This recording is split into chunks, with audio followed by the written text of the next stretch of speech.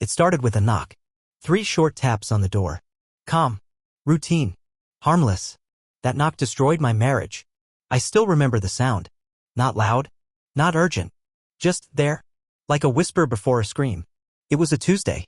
I had come home early from work. Just one of those days when everything felt off and I needed to breathe. I remember the sky was gray, the air heavy. Something in my gut told me to go home. I wish I hadn't. When I opened the front door, I wasn't supposed to see what I saw. No one expects their life to implode in the middle of the afternoon in their own damn house in broad daylight. But there she was. Maggie.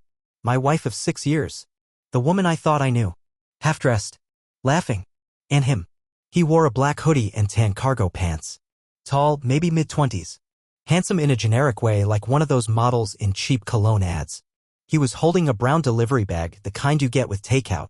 Only this delivery came with a little extra apparently. I froze. He didn't. He smiled at me. Like I was the one interrupting him. Mags, he said casually like they were old friends. Maybe they were. Maybe more. Maggie's face drained of color. She tried to speak, but nothing came out. I didn't yell. I didn't throw anything.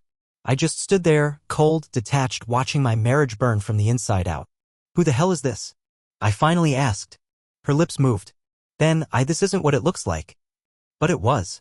It was exactly what it looked like. I wasn't stupid. I saw the messy hair, the lipstick smudged on his neck, the food bag sitting forgotten on the coffee table. I saw everything. And yet, I didn't leave.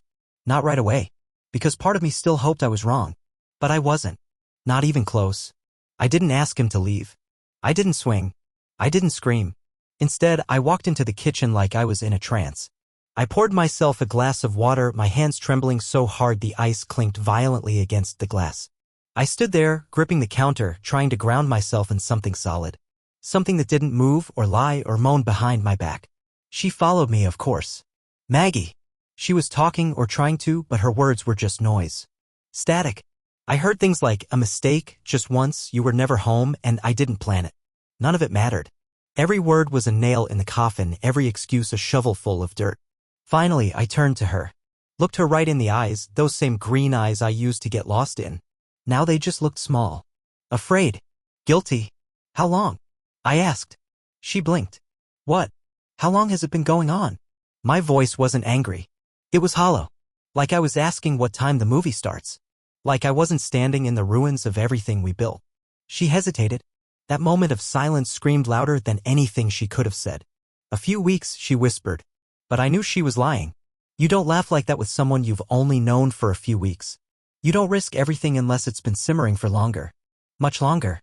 What's his name? She hesitated again. Marcus, she said eventually, almost ashamed. Marcus. The delivery guy. I nearly laughed. Not because it was funny, but because the absurdity was too much to process. All the years of hard work, late nights, missed birthdays, all of it undone by a guy who brings Thai food and flirts with lonely wives. I didn't say anything more. I just walked past her, up the stairs, into the bedroom that used to be ours. I sat on the edge of the bed and stared at the floor. And that's when it really hit me. Not the betrayal. But the reality. She didn't choose him because he was better than me. She chose him because he was there. Because I wasn't. Because somewhere along the way I stopped being the man she looked forward to seeing and became the man she complained about in secret. That was the first cut. There would be more. That night I didn't sleep. I lay there in the bed we once shared, staring at the ceiling fan spinning slowly above me, each rotation marking another second of my life that I'd never get back. I kept expecting to feel rage, the kind that boils over and breaks things. But what I felt was worse. It was emptiness. A cold, quiet void where love used to live. My chest felt hollow, like someone had scooped out everything that made me human and left only a shell behind. Maggie slept in the guest room. Or at least pretended to. I could hear her crying through the wall. Sobs muffled by guilt and shame, or maybe just regret at getting caught. I wondered if she was crying for me or for him. The thought made my stomach turn. I didn't want her pain. I didn't want her tears. I just wanted the truth. And the truth was she had already left me long before Marcus ever stepped through that door. The next morning I sat across from her at the kitchen table. No coffee. No breakfast. Just silence between us, thick as fog. She looked like a stranger, hair messy, eyes swollen, sweatshirt hanging off her like she was shrinking inside it. I almost didn't recognize her. Or maybe I was just seeing her clearly for the first time. I need you to tell me everything, I said quietly. No lies. No softening it. Just the truth. She nodded, slowly, and for the next 20 minutes she unraveled a story that gutted me piece by piece. It started innocently, she claimed. Just casual flirting when Marcus would drop off food. A smile here. A compliment there. I worked late. She got bored. Lonely. One night he stayed a little longer. She offered him a drink. One thing led to another. The phrase made me sick. One thing led to another. As if betrayal were some passive accident. As if she tripped and fell onto him. She said it happened 3 times. Maybe 4. She wasn't sure. That was the part that broke me. The way she said it. So detached. Like she'd lost count.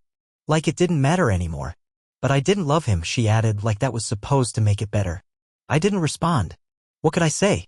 Love wasn't the issue. Respect was. Loyalty was. The vows we made standing barefoot on that beach in Maui, promising forever with sand between our toes and hope in our hearts, that was the issue. And she broke it all for a guy who brings pad thai and paper napkins. That morning I packed a bag. Just a small one. A few clothes. My laptop. Toothbrush. She asked where I was going. I didn't answer. Not because I didn't know, but because I didn't think she deserved to know. I needed space. Air. A place to remember who I was before she reduced me to not enough. So I walked out the door and didn't look back. But I wasn't done. Not yet. I stayed at a cheap motel on the edge of town. The kind of place with peeling wallpaper, humming vending machines, and a faint smell of mildew that never quite goes away. But it was quiet. Anonymous. And more importantly, it wasn't home, not our home. I couldn't breathe in that house anymore. Every corner felt contaminated. The kitchen smelled like lies. The bedroom was a crime scene. Even the couch looked guilty. So I stayed in that motel, trying to remember who I was before everything turned to ash.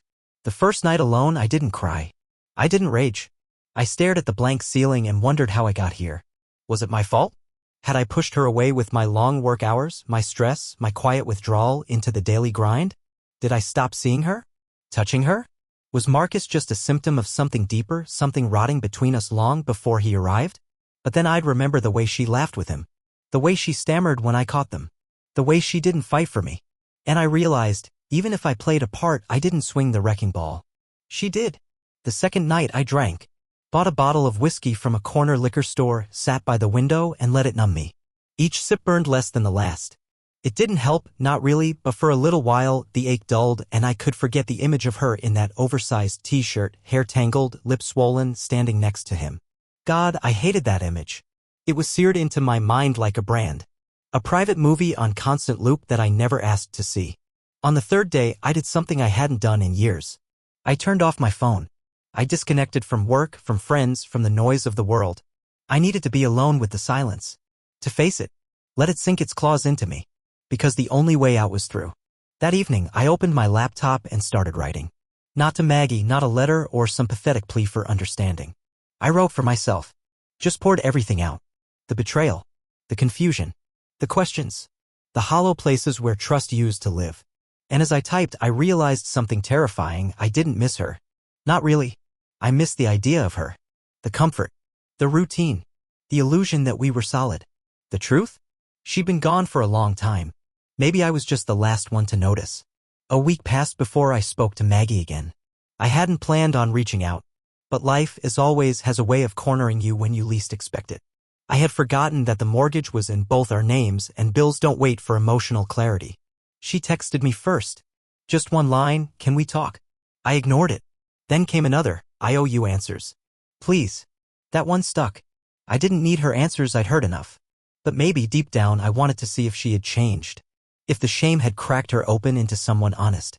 Someone real. We met at a diner halfway between the motel and the house. It was nearly empty, just a couple of truckers at the counter and an old man reading a newspaper in a booth near the window. Maggie looked smaller somehow. More fragile. Like someone had deflated her spirit. No makeup. Hair pulled back. She didn't try to dress it up. That at least I respected.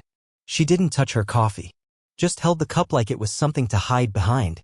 I know there's nothing I can say to fix this, she began, voice low, shaking a little. But I want you to know I never meant to hurt you. I didn't respond.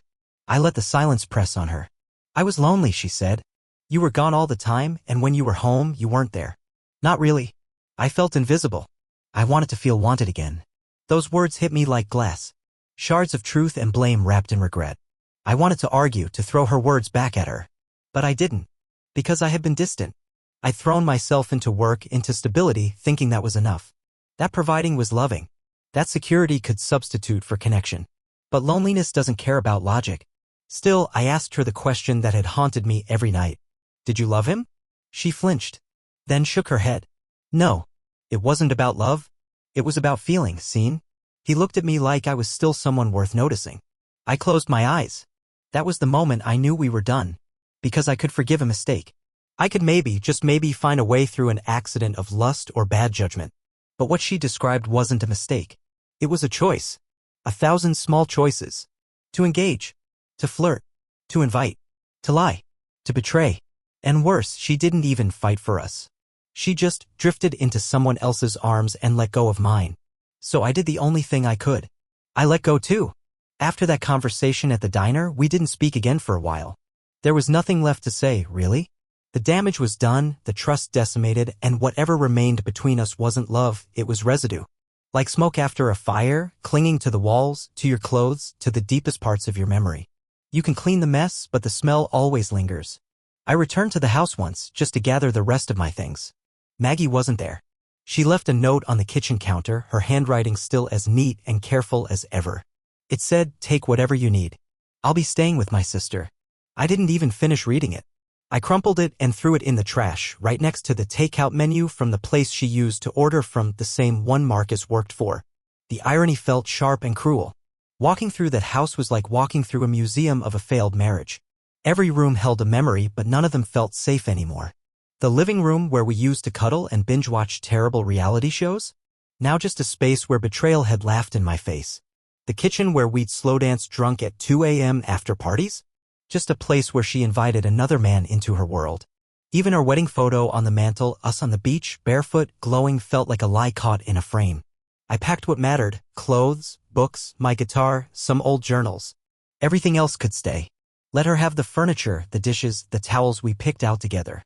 Let her build her life on the wreckage she created. I didn't want the house. I didn't want the memories. I wanted a clean slate, even if it meant starting from nothing. It took me 2 hours to load everything into my car. Before I left, I stood in the doorway one last time and looked around. The silence wasn't peaceful. It was the silence of absence, of endings. The kind that follows an explosion and reminds you what's been lost. I whispered goodbye. Not to her. To the version of me who believed she'd never lie. Then I closed the door behind me and didn't look back. Not even once. The weeks that followed were strange. Not just lonely, empty. I'd wake up in my friend Nate's spare bedroom, sunlight filtering through the blinds, and for a second I'd forget everything. I'd think I was still married, still whole, still safe. But reality always caught up. Like a fist to the gut. Every damn morning. I'd stare at the ceiling and wonder how long it would take before waking up didn't hurt. Nate was good to me. He didn't ask questions. Just offered me space, a place to sleep, a fridge full of beer, and silence when I needed it. Sometimes we'd sit on his back porch and drink until the stars came out, both of us pretending everything was fine. Other times I'd find myself walking for hours with no direction, through parks, down empty streets, through unfamiliar neighborhoods where no one knew my name. I needed to be unknown. Invisible. I didn't want pity. I didn't want advice. I wanted stillness. And maybe, eventually, some kind of clarity. But healing isn't linear. Some days I felt almost normal. I'd laugh at something on TV, or lose myself in a book, or remember how to breathe without pain. Then other days, the weight came crashing back. I'd see a couple holding hands in the grocery store and feel my throat close. Or I'd hear a song she loved and suddenly I was back in our kitchen watching her dance barefoot in a summer dress and I'd feel my knees go weak. One night, I made the mistake of checking her Instagram. I hadn't followed her in weeks, but curiosity is a cruel master. Her account was still public. There weren't any photos of Marcus, no romantic captions or couple selfies. Just her, smiling in the sunlight, holding a coffee, laughing with friends. Like nothing had happened. Like I had never happened. That hurt in a way I didn't expect. Because while I was breaking, she was moving on. Effortlessly. Or at least pretending to. And that stung more than the affair itself. The realization that I had been so easy to erase. Just a chapter closed. A ring removed. A last name forgotten. That night, I deleted the app. I threw my phone across the room and cried for the first time in weeks. Not loud. Not messy. Just silent tears in the dark, leaking out of a place I thought had gone numb. I wasn't okay. But But at least I wasn't pretending to be. About a month after I left, Maggie reached out again. It was a text. Short. Just 5 words. Can we meet for closure? For a long time I stared at it, thumb hovering over the screen, unsure whether to reply or delete it. Part of me wanted to ignore her, to let her live in the silence she'd created. But another part, the part that still ached for answers, for a sense of control, wanted to look her in the eye one last time and say everything I hadn't been able to say when the wounds were still fresh. We met at the same diner. She sat in the same booth. Only this time I didn't sit across from her as a broken man. I sat as someone who had been through fire and was still standing. Scarred, sure, but standing. She looked nervous. Wore a sweater too big for her frame, like armor made of cotton. She tried to smile, but it didn't reach her eyes. I just wanted to say I'm sorry, she said. Her voice was quiet, almost timid. Not for what I did, I know that was unforgivable. But for not being honest sooner. For letting us rot instead of speaking up. I listened. That's all I did. Because what else was there to say? Apologies don't patch bullet holes. Regret doesn't rewind time. And I had stopped waiting for words to heal me. I was scared, she continued. Of being alone. Of admitting I wasn't happy. I didn't cheat because of him. I cheated because I didn't know how to tell you I was lost. That's when something shifted inside me. Not forgiveness, not yet. But understanding. A painful, bitter kind. The kind that tastes like ash but clears the fog. She hadn't chosen Marcus over me. She had chosen escape. And she found it in the wrong arms because she didn't have the courage to face the mirror. We talked for almost an hour. Mostly small things. Quiet reflections. No yelling. No accusations. Just 2 people sitting in the aftermath, finally speaking honestly for the first time in a long time. At the end, she asked if I hated her. I looked at her, the woman I once thought I'd grow old with, the one who shattered that future with a few reckless decisions, and I said, no. I don't hate you. But I don't trust you. And I don't think I ever will again. She nodded. And this time she didn't cry. We stood up and she reached out like she wanted to hug me. I took a step back. Not out of cruelty. But out of self-respect. Some bridges don't burn with fire. They crumble quietly. And once they fall, they're not meant to be rebuilt. After that final meeting, something in me settled. Not peace, not yet, but a kind of stillness. Like the sea after a storm. The waves were still there, but they no longer crashed. They just rolled, slow and tired, waiting for the sky to clear. I moved out of Nate's place and found a small apartment downtown. Nothing fancy, 1 bedroom, bare walls, mismatched furniture, but it was mine. And for the first time in a long time, I could breathe without feeling like I was inhaling betrayal. I started to rediscover things I'd forgotten about myself. I picked up my guitar again. Not to impress anyone, not to post videos or play for a crowd, just to play. To feel the strings under my fingers, to let music say what words couldn't. I started cooking actual meals, not takeout, and found comfort in chopping vegetables and watching sauces simmer.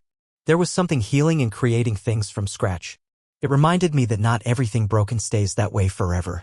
Some nights, the loneliness still crept in. Especially when the city got quiet and the shadows in my apartment grew long. I'd lie in bed and remember the good times because yes, there were good times. Laughter. Passion. Dreams whispered in the dark. But I'd also remember how easily it all fell apart. How fragile love can be when honesty isn't its foundation. I didn't date. Not yet. I wasn't ready to let anyone that close again. Not until I could trust myself to recognize the signs, to listen to my gut before it screamed. Instead, I poured myself into rebuilding not just my life, but my sense of self. I started therapy. Took long drives with no destination. Spoke to my parents more. Spent time with old friends who never judged, who simply sat beside me and let the silence do the talking. One evening I got a call from an unknown number. I let it go to voicemail. Later I listened to it. It was Marcus. His voice was low. Nervous. He said, "Hey man. I don't expect you to ever forgive me and I sure as hell don't blame you if you hate me. I just wanted to say I'm sorry. I didn't know how deep you two were. I was stupid. Reckless. I hurt someone I never even met and that's on me." I deleted the message. Not because I was angry, but because I didn't need it. He didn't owe me closure. She didn't either. The only person who could give me that was me. It's been over a year now. People say time heals all wounds. That's not exactly true. Time doesn't heal. It just gives you distance. Perspective. A chance to reshape the pain into something that no longer defines you. The scar remains always. But you stop picking at it. You stop letting it bleed. Maggie and I finalized the divorce 6 months ago. It was quick, uncontested. We split the assets, signed the papers, and walked away from what used to be a life. No drama. No courtroom fireworks. Just a quiet ending to a loud story. I didn't attend any of her future updates. I didn't ask, didn't look. I stopped wondering where she was or who she was with. Because that chapter, while painful, was over. And dragging it forward would only poison the pages that came next. These days I'm better. Not perfect. Not whole. But better. I've built a routine that's mine. I wake up early. I go for runs by the river. I work at a job I don't hate with people who respect me. I've found peace in solitude and slowly in company. I've had a few conversations with women, even gone on a couple of coffee dates. I'm cautious. Guarded. But not bitter. I still believe in connection. I still believe in love. Just not the blind, reckless kind I once wrapped around Maggie. If you asked me what I learned from all this, I'd tell you this: betrayal doesn't begin with the affair. It begins in the silence. In the nights you stop talking. The touches that never land. The truths you bury to avoid the fights you fear. We didn't break when she slept with him. We broke long before that, in the quiet hours we stopped choosing each other. And maybe that's the real tragedy. That so many relationships die quietly before the big betrayal ever happens. But here's the thing no one tells you: sometimes the worst thing that happens to you is also the thing that sets you free. I'm not the same man I was before. I'm more cautious, yes. But I'm also more honest. With myself. With others. I've learned to speak up. To ask for what I need. To walk away when I'm being hurt. To stay when it's real. So, to the man or woman reading this who's been lied to, cheated on, left behind, hear me: you're not broken. You're becoming. And what comes next? That's yours to build. Brick by brick. Breath by breath. Day by day. And trust me, it gets better. It really does.